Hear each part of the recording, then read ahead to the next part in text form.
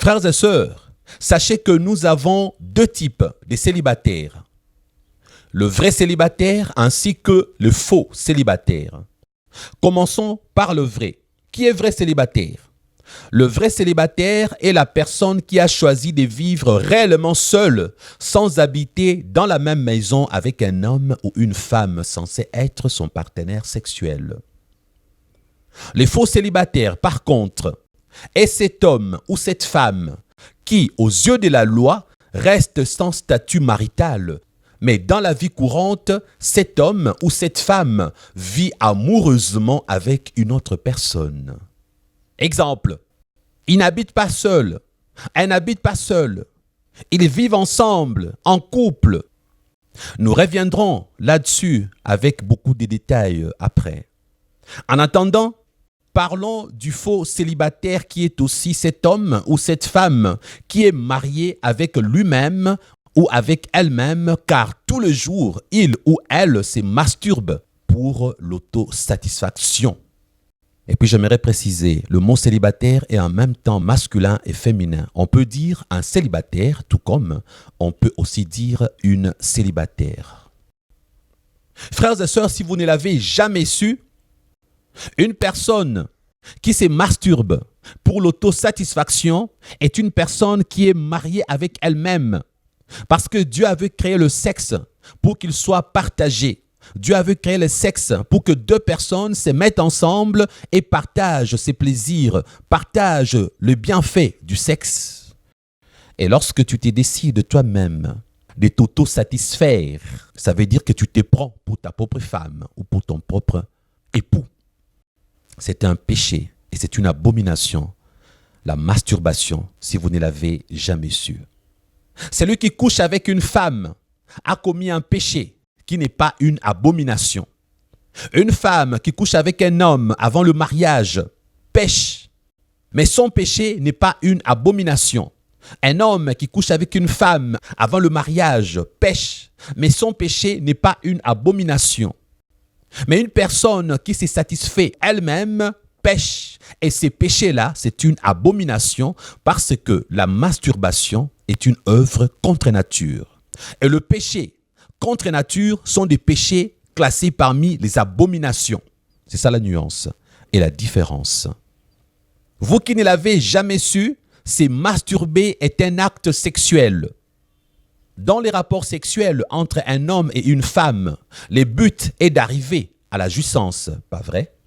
L'homme veut jouir par une éjaculation et la femme par un orgasme.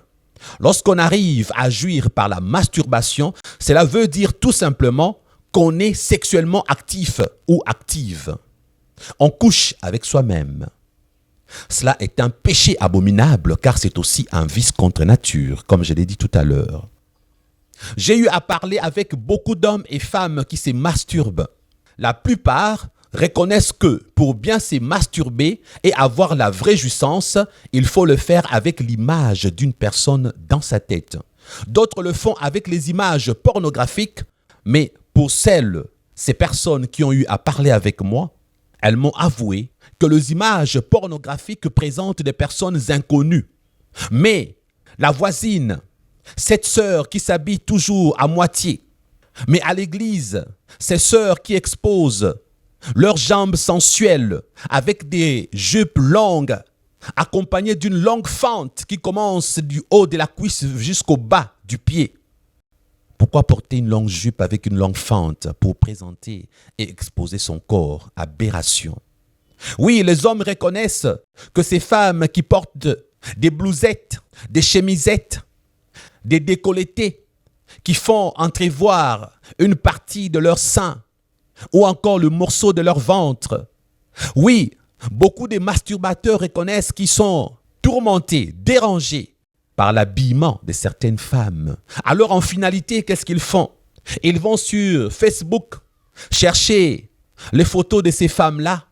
Même si sur Facebook, certaines de ces femmes, dans la vie courante, exposent leur corps, Mais sur les réseaux sociaux, mettre des bonnes photos. L'homme a encore l'image de ta cuisse. L'homme a encore l'image de tes seins. L'homme a encore l'image de ta nudité que tu ne cesses de présenter nuit et jour. Mais quand il prend ta photo sur Facebook, il se contente du visage, mais dans sa tête, il a le portrait complet de ton corps avec ses courbes et ses représentations. Qu'est-ce qu'il fait?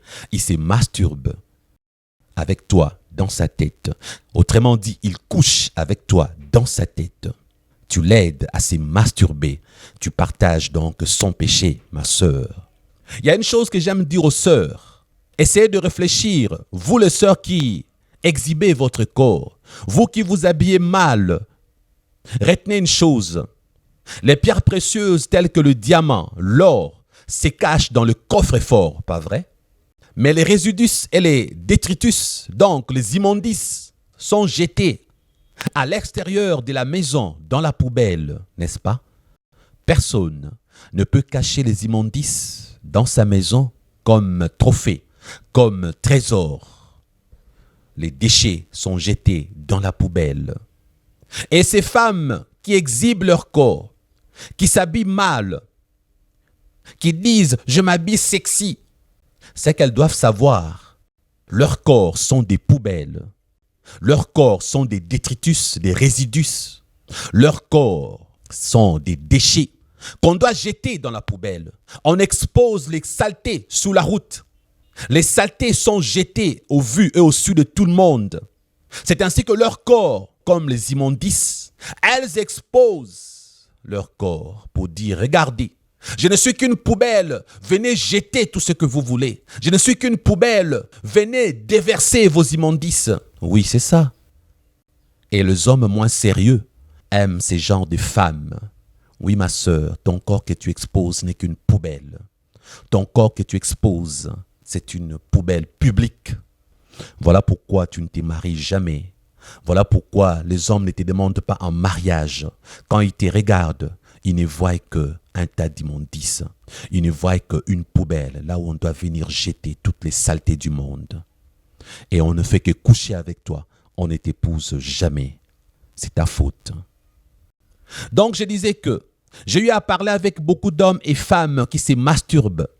La plupart reconnaissent que pour bien se masturber et avoir la vraie jouissance, il faut le faire avec l'image d'une personne qu'on connaît bien. Une personne qui existe et avec laquelle on aimerait faire les rapports sexuels.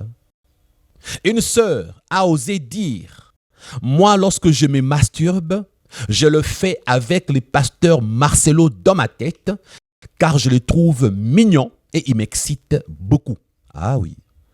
Désolé, pasteur Marcelo, si tu as entendu cela. C'est pas de ma faute. C'est la sœur qui a dit qu'elle se masturbe avec toi dans sa tête. C'est à elle qu'il faut aller présenter la blâme.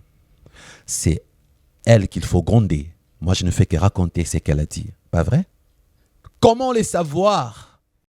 Mais là, pour cet exemple, je dirais que ce n'est pas la faute du pasteur Marcelo. Hein? Parce que lui s'habille très bien, il ne provoque personne. Mais malgré ça, il y a une femme qui est fascinée par lui et qui se masturbe avec lui dans sa tête. C'est bizarre, hein? Ah oui, c'est bizarre les choses que nous entendons. Hein? C'est bizarre les histoires que nous écoutons. Je vous assure, frères et sœurs, c'est terrible. Ne soyez pas étonnés que certaines de vos photos que vous avez publiées sur les réseaux sociaux soient téléchargées et utilisées par les masturbateurs et les masturbatrices. Même si vous ne présentez pas votre corps, il y en a qui ont seulement besoin de votre visage.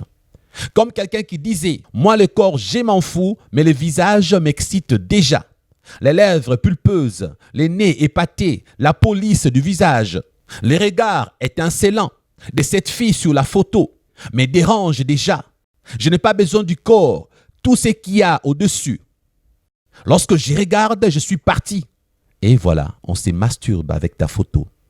Oui, surtout toi là. Oui, toi qui me regardes, toi qui aimes bien faire des photos provocatrices, toi qui aimes bien faire des photos qui dérangent, avec ton sourire attirant, avec tes intentions d'allumeuse. Frères et sœurs, j'en ai connu des sœurs qui disaient « Aujourd'hui, les hommes vont me sentir. Et là, elle s'habille, elle s'expose. Elle dit, les hommes vont me sentir. Oui, si vous ne le savez pas, il y a des sœurs qui le font exprès. Il y a des femmes comme ça, des allumeuses, des provocatrices. Elles le font exprès. Mais ce qu'elles ne savent pas, c'est que Dieu les jugera. Parce que lorsque vous provoquez, les gens pêchent et Dieu vous punira pour ça. Dieu ne tient pas le coupable impuni. Mais si vous n'avez pas provoqué et que quelqu'un a pris votre photo et s'est masturbé avec, c'est son péché personnel. Sachez que beaucoup d'hommes ont déjà couché avec vous dans leur tête, ma sœur. D'ailleurs, laissez-moi un peu utiliser l'hyperbole. Ne peut-on pas dire que chaque fois que quelqu'un couche avec toi dans sa tête, lorsque il se masturbe, toi aussi tu pêches? La réponse est oui et non. Parce que si tu exposes toujours ton corps pour exciter les autres et les provoquer, là, lorsque la personne se masturbe avec ton image, tu pêches aussi. La réponse est non, parce que si tu n'exposes rien et que celui ou celle qui s'est masturbé avec ta photo l'a fait par pure obsession, là tu es innocente ou innocent. Avez-vous compris? Certaines personnes se consolent en se disant « Moi je suis encore vierge. D'ailleurs, je ne me suis jamais masturbé. » Vous avez déjà entendu ça, pas vrai? Ce que je veux demander à ces personnes-là est ceci. Vous est-il déjà arrivé d'être attiré par une personne et dans votre tête, vous désirez ardemment coucher avec cette personne? Oui ou non? Si votre réponse est oui, alors sache, mon frère, sache que, ma sœur, tu es une fausse vierge. Oui, mon frère, toi aussi. Pourquoi? Parce que si tu te vantes d'être vierge, de n'avoir jamais couché avec des garçons, de n'avoir jamais couché avec des filles, mais tout le jour, dans ta tête, tu as envie de coucher avec ta voisine, ta petite amie, la sœur de ton école, peu importe la personne. Jésus te dit ceci dans Matthieu, chapitre 5, verset 28. Mais moi, je vous dis que quiconque regarde une femme pour la convoiter a déjà commis un adultère avec elle dans son cœur. Vous avez entendu? Ici, Jésus parlait de l'adultère parce que la dite femme appartenait déjà à un autre homme. C'était une femme mariée. Mais si la dite femme que tu regardes et que tu convoites est célibataire, elle n'est pas mariée, ce que tu commets, c'est un péché de fornication. Tu commets avec elle dans ton cœur le péché de fornication. Même si tu es vierge, mon frère, même si tu es vierge, ma sœur. Donc je peux dire par là qu'il y a de fausses vierges et de faux vierges. Parce que dans leur cœur, plusieurs fois, ils ont déjà couché avec des femmes. Elles ont déjà couché avec des hommes, rien que dans leur tête. Oui, c'est biblique.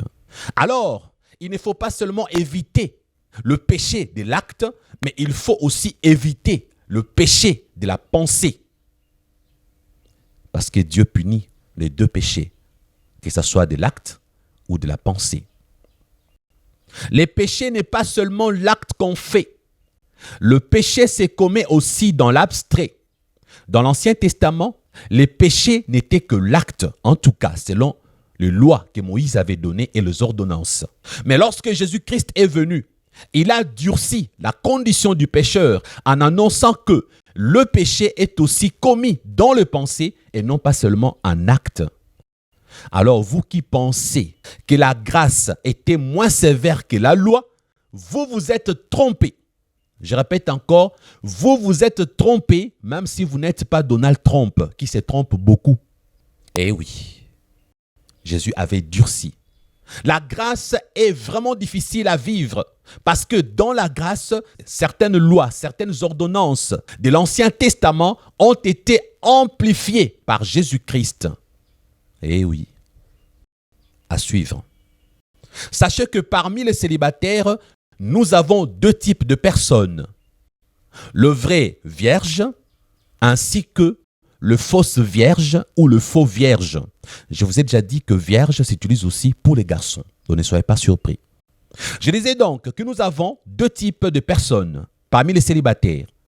Donc, le vrai vierge, en parlant des garçons et des filles, et le fausse vierge ainsi que le faux vierge, en parlant des garçons. Une personne vierge est une personne qui n'a jamais eu de rapport sexuel, pas vrai? Dans la médecine, on reconnaît la virginité d'une fille par la présence intacte de son hymen.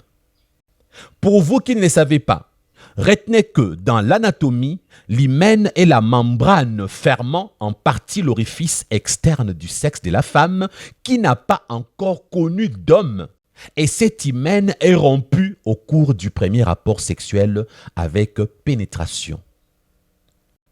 Alors, sachez que une femme peut encore avoir son hymen intact sans pour autant être vierge. Pour ceux qui définissent l'intégralité de l'hymen comme étant la virginité chez la femme, alors une femme est toujours vierge lorsque son hymen est entier, même si elle a déjà eu des rapports sexuels sans pénétration. Mais pour la Bible, l'hymen ne compte pas. Il peut être entier, mais dès l'instant où on a eu des rapports sexuels avec pénétration ou sans pénétration, on a déjà perdu sa virginité. Vous entendez? La Bible n'a jamais associé la virginité de la femme à cette membrane qu'on appelle hymen. Amen. Nous avons eu un cas en 2015, une jeune sœur qui avait encore son hymen intact car elle avait accepté que le garçon jouisse rien qu'à l'entrée de son sexe sans aller loin. Vous voyez, comme je dis sexe, je ne veux pas prononcer le nom du sexe féminin. Je ne veux pas non plus prononcer le nom du sexe masculin. Sinon, ça sera sans euphémisme. Je suis en train d'utiliser l'euphémisme pour atténuer ce qui est désagréable. Comprenez? Parce qu'on doit en parler, pas vrai?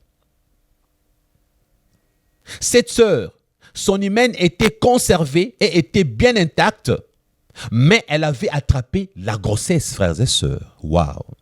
Le docteur pouvait bien s'étonner, mais la jeune fille était réellement enceinte. C'était en 2015. Un autre détail accablant était que la sœur disait « Mais ces garçons m'ont touché 21 jours après mes règles. Scientifiquement parlant, j'avais déjà eu mon ovulation. Comment est-ce possible que je tombe enceinte ?» Ça, c'est une autre histoire. Hein? Mais ce qui nous intéresse aujourd'hui, elle était scientifiquement vierge, mais enceinte. Une histoire vraie. Ma sœur, toi qui conserves ton hymen, mais qui passes des heures à te laisser tripoter par les garçons, sache que tu n'es plus vierge. Comme une autre fille vierge disait, j'ai dit à mon petit ami, on peut tout faire. On peut toucher tout ce qui est en haut, mais on ne touche pas tout ce qui est en bas. Pour que je garde ma virginité. Alors comme les deux avaient décidé de toucher tout ce qui était en haut où? Donc en haut de la ceinture. C'était leur accord. On touche tout ce qui est en haut de la ceinture, mais on ne touche pas ce qui est en bas de la ceinture. Qu'est-ce qu'ils ont voulu faire? Pour qu'il n'y ait pas de rapport sexuel, on touche qu'en haut, pas en bas. Alors, ils ont mis une règle d'exception. Si on touche ce qui est en bas, il ne faut pas l'introduire vers le bas, mais il faut l'introduire vers le haut. Avez-vous compris? Il y a des stratagèmes que les gens trouvent pour essayer de ne pas pécher. Ils veulent contourner le péché pour piéger la Bible. Ils pensent qu'ils sont malins et plus intelligents que celui qui a créé l'homme et la femme. Les gens trouvent des techniques pour essayer de contourner le péché, vous dire que nous n'avons pas péché. Alors qu'est-ce que ces deux avaient fait?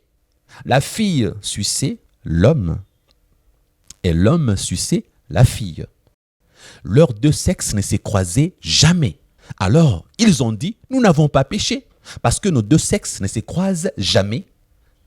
Moi, j'introduis dans la bouche de la fille, et la fille me suce en bas. Vous voyez, je fais un effort, mais on doit en parler, c'est l'éducation, n'est-ce pas? Et on doit prêcher ces choses, frères et sœurs. Ça reste un péché, frères et sœurs, parce que la finalité, vous êtes en train de vous faire jouir par des moyens contre nature. C'est plus qu'un péché, c'est une abomination. Parce que le sexe ne peut pas entrer dans la bouche de quelqu'un. Si vous le faites, c'est une abomination. C'est un péché classé dans les abominations. Oui. Frères et sœurs. Une autre fille a dit, moi je refuse que mon petit ami m'ait de vierge. Je garderai ma virginité jusqu'au mariage. Alors je lui propose toujours d'entrer derrière, dans le rectum, bien sûr. Vous voyez, encore l'euphémisme. Je fais de mon mieux, pas vrai? Donc cette sœur se faisait dévierger derrière, tout en conservant les devants. Donc on peut dire qu'elle était vierge devant et déviergée derrière. Que de stratagèmes diaboliques inspirés par Satan lui-même. Elle s'est fait sodomiser pour conserver sa virginité des devants. C'est bizarre. Tu penses faire mieux, mais tu fais pire, frères et sœurs. La sodomie est une abomination. Revenons à présent sur le faux célibataire, frères et sœurs. Le faux célibataire, il ou elle vit en couple. Il ou elle vit en union libre. Ce sont des faux célibataires, frères et sœurs. D'ailleurs, si la loi considère ces genres de personnes comme étant non mariées, la Bible les considère déjà mariés. Lisons Genèse 2, 24. La Bible dit: c'est pourquoi l'homme quittera son père et sa mère et s'attachera à sa femme, et les deux deviendront une seule chair. La Bible souligne deux choses pour parler du mariage. Premièrement, il faut quitter les parents et ensuite s'attacher. Il s'agit des rapports sexuels.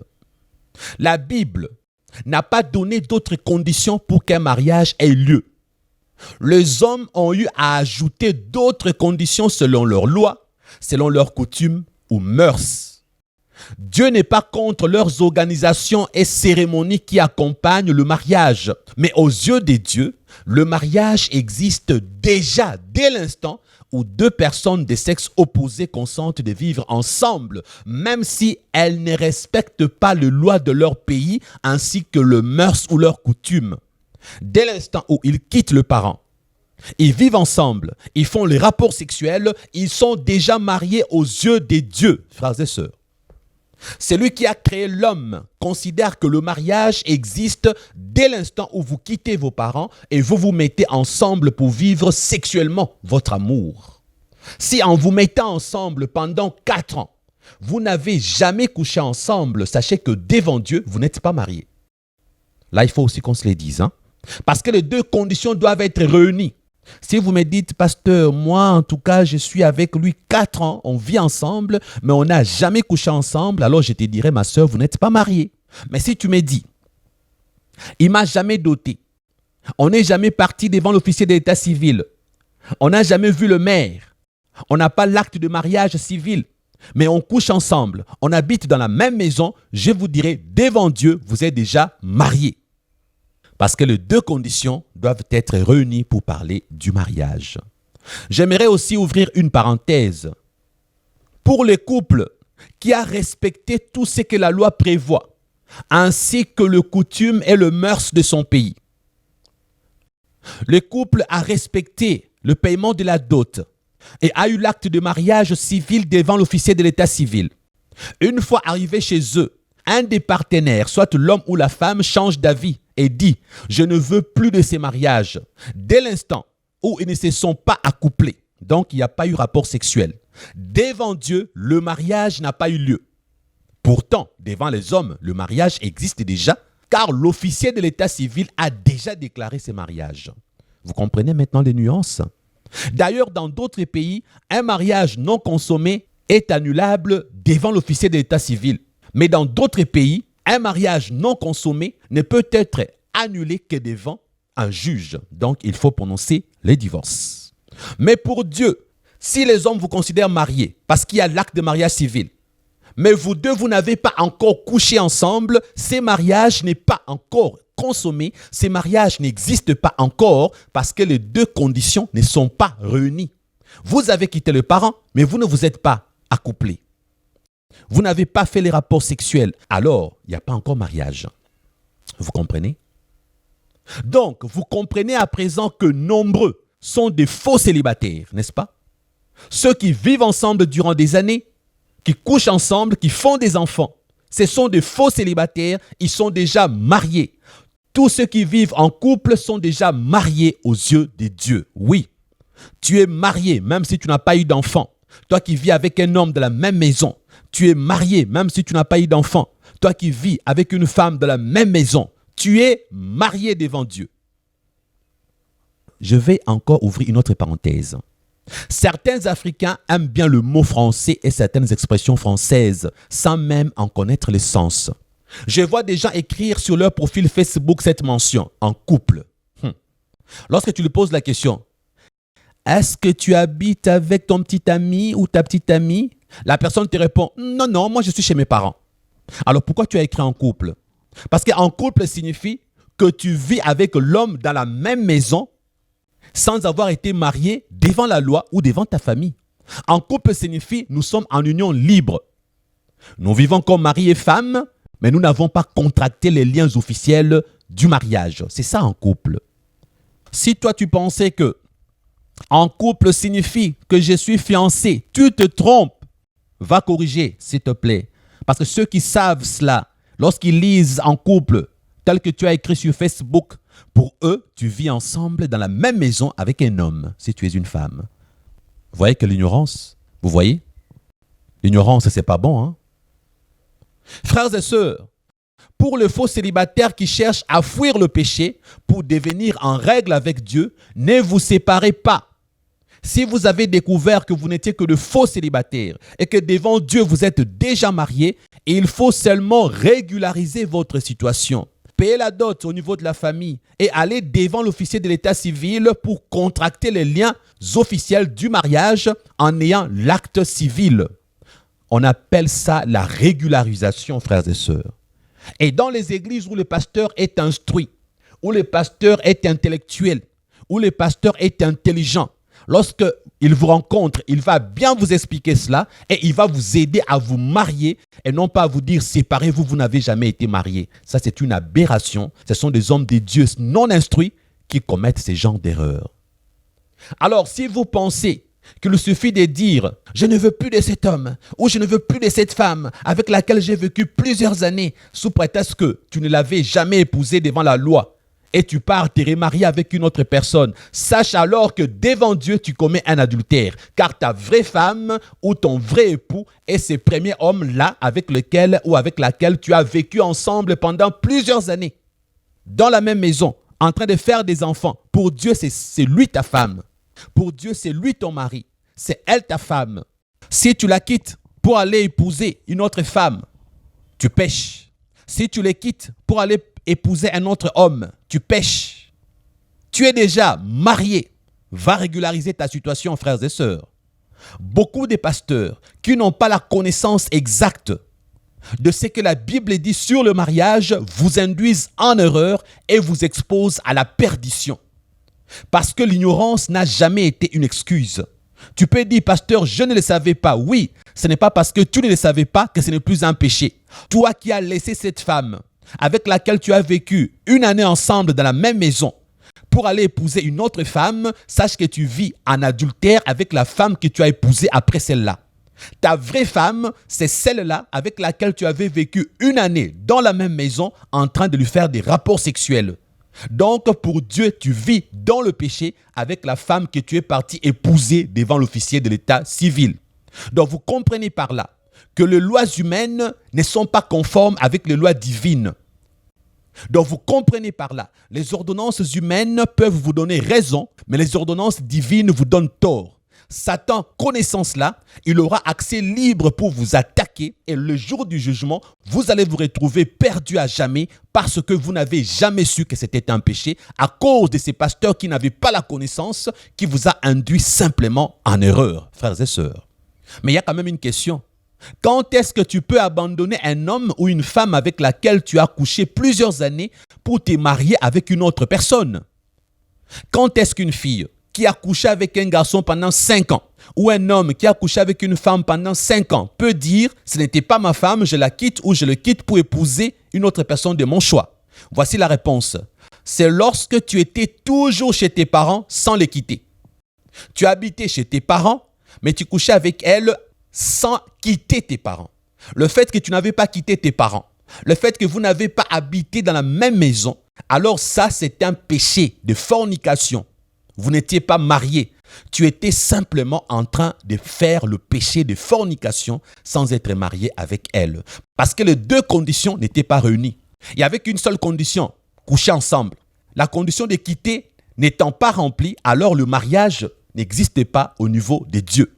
Là, on peut dire que vos rapports sexuels sont des péchés dans lesquels vous êtes resté longtemps sans contracter le mariage, vu que les deux conditions n'étaient pas réunies. Vos rapports sexuels n'ont pas fait de vous mari et femme. Vous pouvez donc vous séparer et chacun peut aller se marier avec la personne de son choix. Les péchés à confesser seront ceux de la fornication, tout simplement. Avez-vous entendu? Mais malgré ça, il reste quand même une réalité spirituelle à ne pas négliger, celle de l'union spirituelle contractée lors des rapports sexuels. Je disais que il reste une réalité spirituelle à ne pas négliger, la réalité de l'union spirituelle contractée lors de vos rapports sexuels, frères et sœurs. Parce que dans 1 Corinthiens chapitre 6, verset 16, Paul dit: « Ne savez-vous pas que celui qui s'attache à la prostituée est un seul corps avec elle? Car il est dit, les deux deviendront une seule chair. » Frères et sœurs, la prostituée est la personne qu'on paye pour avoir des rapports sexuels avec, pour avoir des services sexuels. À l'époque, les gens pensaient que comme je paye la prostituée, je ne suis pas attaché avec elle, ça s'arrête là. Paul a voulu corriger cela. Paul a dit, en commençant sa phrase, « Ne savez-vous pas que ?»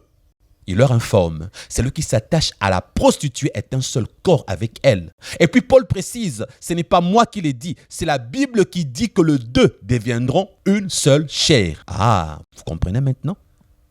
Pour enlever l'équivoque, la prostituée ici représente toute personne avec laquelle tu as des rapports sexuels sans te marier.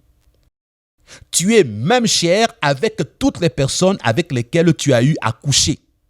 Cela crée des liens spirituels et des revendications peuvent intervenir. Exemple, tu as couché avec cette femme, tu es devenu même chair. Tu habitais chez vous, elle habitait chez elle. Vous n'avez jamais habité dans la même maison. Alors Dieu sait que les deux conditions n'étant pas réunies, tu n'es pas l'époux de cette femme. Tu n'es pas l'épouse de cet homme. Mais au moins, comme il y a eu acte sexuel, comme il y a eu rapport sexuel, une alliance spirituelle s'est créée par l'attachement de vos deux corps. Vous êtes devenus même chair. C'est ainsi que cette personne, si elle était sorcière, elle t'a donné la moitié de sa sorcellerie. Cette personne, si elle était maudite, elle t'a donné la moitié de ses malédictions. Cette personne peut aussi te revendiquer. Un exemple, tu es parti te marier avec une autre femme. La fille avec laquelle tu as couché pendant 5 ans commence à te maudire. Malédiction avec cause, ça va t'atteindre parce que tu es lié avec elle. Tu es même chair avec elle. Ce qu'elle va prononcer comme malédiction, ça va t'atteindre parce qu'elle aurait voulu que tu l'épouses, mais tu es parti épouser une autre. Tu seras maudit par sa bouche. Si elle prononce des malédictions, elle prononce des mauvaises paroles contre toi, ça aura des effets. Parce que tu es encore lié avec elle. Toi, la femme, longtemps tu as couché avec cet homme pendant 5 ans. Tu l'as quitté pour un homme riche. Il est en train de te maudire. Ces malédictions vont t'atteindre parce que tu es lié avec lui encore. Vu que tu as passé des années à coucher avec. Et qu'est-ce qu'il faut faire? Il faut toujours chercher la délivrance pour couper le lien spirituel qui vous attache soit avec un ex, qui vous attache soit avec le monde des ténèbres après avoir contracté de pacte avec Satan. Il y a tellement de choses à combattre dans le niveau spirituel et beaucoup de gens ignorent cela. Voilà pourquoi il y a des hommes qui sont mariés. Ça ne marche pas dans leur vie de couple parce qu'à l'extérieur là-bas, on le maudit. Surtout ceux qui ont couché avec beaucoup de filles. Tu as couché avec 40 filles qui ne font que te maudire. Tu es maudit à outrance. Tu as couché avec beaucoup d'hommes qui ne font que te maudire. Tu es maudit à outrance. Voilà pourquoi dans ta vie de couple, ça ne marche pas. Tu n'arrives pas à avoir d'enfants. Et vous ne comprenez pas les problèmes viennent d'où. Les ex ne font que vous maudire, vous maudire, vous maudire. Et ça vous atteint parce que malédiction avec cause a de le fait. Frères et sœurs, comment couper ce genre de liens? Commence par appeler tes ex, demande pardon. J'ai couché avec toi 5 ans, je t'avais menti que je vais t'épouser. Alors j'ai été laissé tomber pour aller épouser une autre. Pardonne-moi, je t'avais menti. Pardonne-moi, pardonne-moi. Et si ton repenti est sincère, même si elle refuse de te pardonner, Dieu va te pardonner et ces malédictions ne vont plus t'atteindre. Tu comprends maintenant? Mais si tu banalises, tu négliges, ça va t'atteindre car Dieu est un Dieu de justice. Dieu sait que tu as tort. Tu ne t'en sortiras pas facilement, sache-le. Bon, il est temps. Nous allons interrompre ici pour aujourd'hui. Nous allons continuer prochainement. Que le Seigneur vous bénisse.